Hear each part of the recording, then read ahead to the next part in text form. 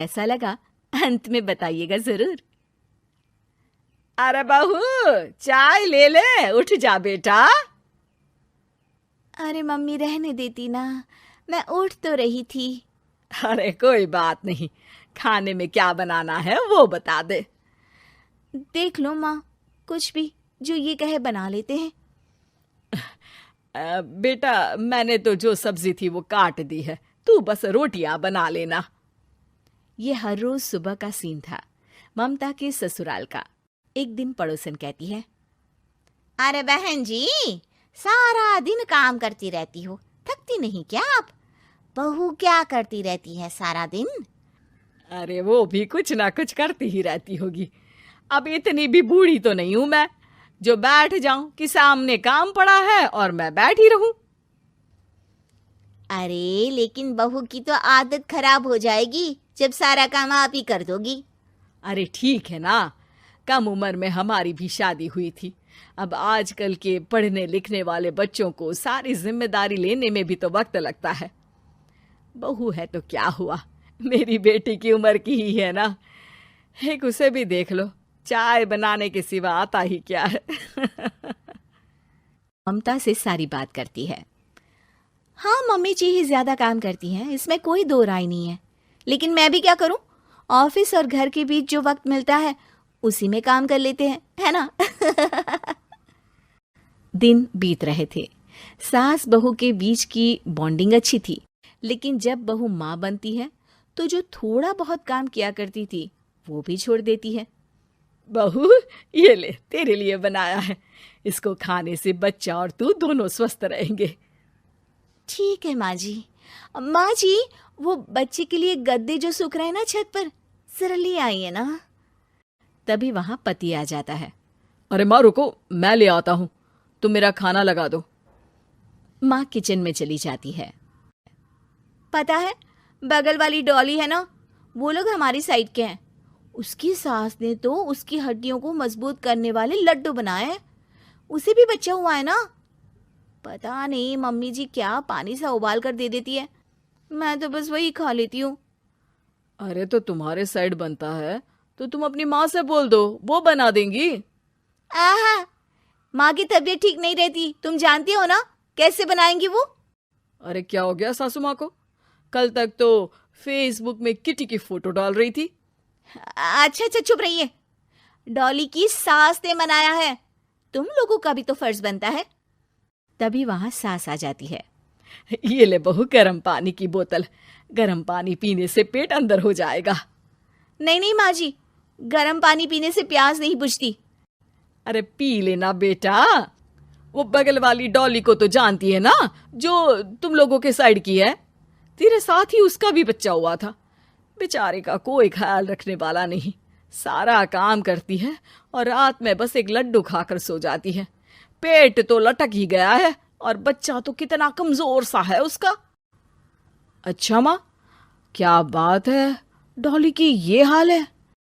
क्यों मैडम, क्या कहना है आपका? अब पता है मुझे, किसी के पास मेरी सास की तरह सास थोड़ी ना है। नहीं नहीं बेटा, ऐसा नहीं है। मेरे लिए तो तुम सभी मेरे बच्चे जैसे ही हो। ममता को समझ में नहीं आता कि वो सास में कैसे कोई बुराई निकाले, क्योंकि हर कोई उससे उसकी सास की तारीफ ही किया करता था। एक रोज ममता के घर उसकी ननद आती है। अरे भाभी, मुन्नी को तो 6 महीने हो गए, आप अभी भी बेड पर हो। आ गई है आप? कैसी हैं बुआ? बच्चा होने के 6 महीने बाद आई हैं आप। भाभी, अमेरिका दूर है ना, तो वक्त लग जाता है।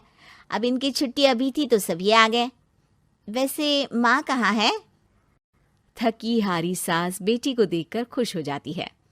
माँ, इस बार तेरा वीजा तैयार है, मेरे साथ चलने को तैयार रहना। हाँ हाँ बेटा, मैं तैयार हूँ।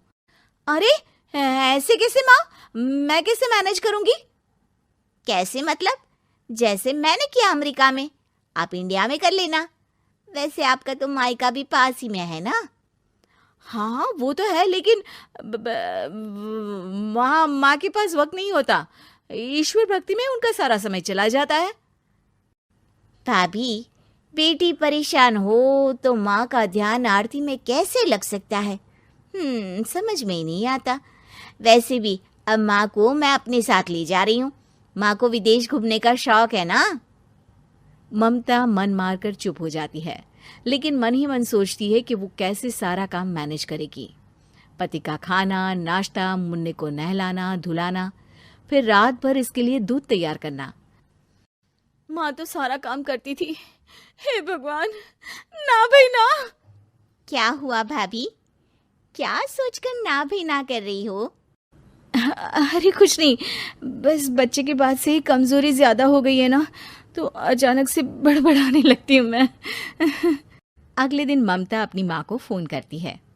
राधे राधे। माँ मैं क्या करूँ, मेरी सास तो अमेरिका जा रही है बेटी के पास। अब घर का सारा काम, बच्चा, सब कैसे मैनेज करूँगी। तू आ जाना माँ कुछ महीनों के लिए मेरे पास। अरे ना ना ममता, मेरे बस की बात नहीं है काम धाम। अरे तू तो जानती है ना, मैंने तो तेरे भाई की शादी भी गरीब गांव की लड़की से इसीलिए ही की थी कि वो चुपचाप घर का सारा काम करे। वैसे भी अब तो आदत भी नहीं रही मेरी काम करने की। ममता को माँ पर बहुत गुस्सा आता है। ठीक है माँ, देख लूंगी मैं, लेकिन मेरी मुसीबत के वक्त आप मेरा साथ नहीं दे रही है। अब भूल जाना मुझे। ममता गुस्से में आकर फोन रख देती है और रोने लगती है, लेकिन बेचारी करे भी तो क्या। अब सास और ननद दोनों घर का काम करते, नेहा आराम करती, लेकिन अब आराम में भी उसे चिंता रहती। और फिर वो दिन भी आ जाता है जब ननद का जाने का वक्त आ जाता है। भाभी मैं जा रही हूँ, अपना और मुन्ने का ख्याल रखना। ममता सास को देखती है और गले लगकर रोने लगती है। माँ जल्दी आ जाना। सास मुस्कुराकर कहती है, कहाँ से ममता, मैं कहीं नहीं जा रही। मैंने देखा कि मेरे जाने की बात से ही तू परेशान हो गई थी, इसीलिए मैंने अपना जाना कैंसिल कर दिया है। तू चिंता ना कर, मैं तेरे साथ ही रहूंगी। ममता को अपनी माँ की बात याद आती है कि कैसे उसके कहने पर भी ममता की परेशानी को समझने की बजाय उसने मना कर दिया, जबकि सास ने बिना कुछ कहे बहू की समस्या पढ़ ली। हाँ माँ, हम सब साथ चलेंगे बाद में दीदी के घर अमेरिका। आज से आप रानी बनकर रहना और मुन्ने को देखना। मैं समझ चुकी हूँ कि मेरा फर्ज क्या है। बनी डंडे वाली भूत। शिखा की नई नई शादी हुई थी। उसका मायका और ससुराल दोनों कानपुर में ही थे, इसलिए उससे मिलने उसके भाई अक्सर आते जाते रहते थे। ये बात शिखा की सास मीना को बिल्कुल पसंद नहीं थी। मम्मी जी, आज राहुल भैया आ रहे हैं। कौन, तेरे चाचा का लड़का? जी मम्मी जी। अरे पर वो तो दिल्ली में रहता है ना। हाँ मम्मी जी, उन्हें कल सुबह दिल्ली के लिए निकलना है, तो वो आज मुझसे मिलते हुए कल सुबह यहीं से निकल जाएंगे। हमने तो धर्मशाला खोल रखी है ना। कुछ कहा क्या मम्मी जी? मैंने कहा हाँ हाँ, आने दे तेरे भैया को, जमकर खातिरदारी करेंगे।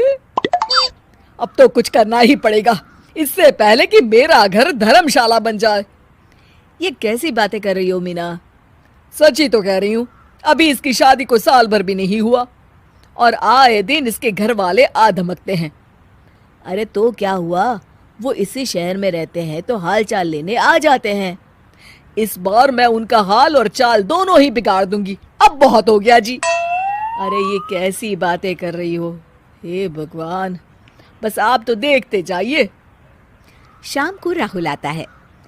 नमस्ते आंटी, कैसे हैं आप लोग? हम लोग तो ठीक है, तुम कैसे हो बेटा? मैं भी अच्छा ही हूँ आंटी। बस आज रात के बाद नहीं रहोगे। चलिए भैया, मैं आपको हमारा घर दिखाती हूँ। रात में खाने के टेबल पर शिखा, रोहित कहीं दिखाई नहीं दे रहा। जी भैया, वो ऑफिस के काम से बाहर गए हैं, कल शाम तक आएंगे। अच्छा अच्छा। बेटा, क्या तुम भूत प्रेत में मानते हो? नहीं नहीं आंटी जी, पर अचानक आपको ये ख्याल कहाँ से आ गया? पता नहीं क्यों, कभी कभी मुझे लगता है जैसे रात के समय बैठक में कोई घूमता रहता है। ये आप क्या कह रही हैं मम्मी जी? हाँ, तुम लोग घबरा ना जाओ, इसलिए मैंने आज तक इस बारे में कुछ नहीं कहा। ये आपका वहम होगा आंटी जी, ऐसा कुछ नहीं होता। हो सकता है। चलो अब मेरा सोने का टाइम हो गया है तो चलती हूँ मैं। शिखा बेटा, राहुल के सोने की व्यवस्था वहीं दीवान पर कर देना। जी पापा जी। अब चलिए भी। अच्छा, तो बैठक में सोने वाले हैं साहबजादे। क्या बड़बड़ा रही हो? कुछ नहीं, आप सो जाइए। मीना और महेश के सोने के बाद शिखा और राहुल आपस में बात कर रहे होते हैं, तभी डोरबेल बजती है। अरे आप! सरप्राइज! काम जल्दी खत्म हो गया तो मैं आज ही चला आया। ये तो बहुत अच्छा किया।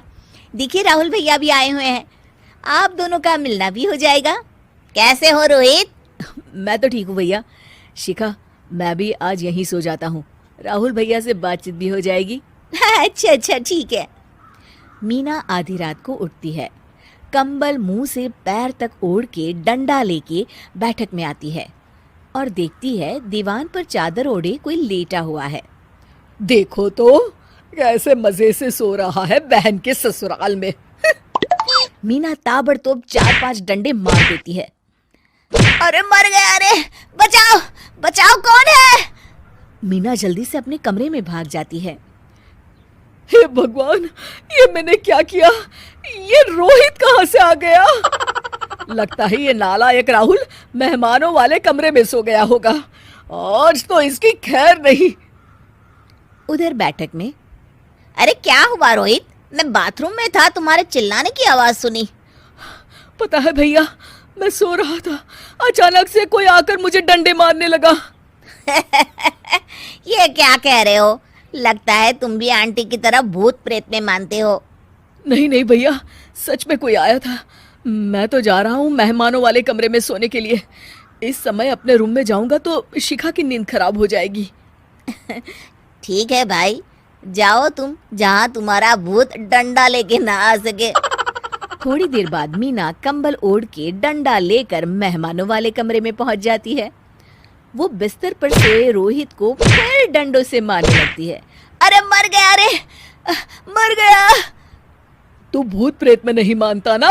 ये ले, अब डंडे खा। हैं? ये तो माँ की आवाज है। रोहित कंबल खींच देता है। बेटा तू!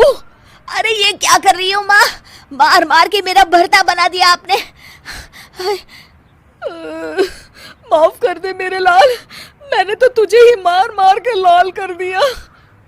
मैं तो उस राहुल के बच्चे को सबक सिखाना चाहती थी। राहुल भैया को? हाँ बेटा, मुझे लगा अगर उसे डंडे मारूंगी तो शिखा के मायके वाले यहाँ आना छोड़ देंगे। हे भगवान! माँ, ये घर शिखा का भी है, उसके घर वाले जब चाहे आ सकते हैं। हाँ बेटा, आज मुझे भगवान का इशारा समझ में आ गया।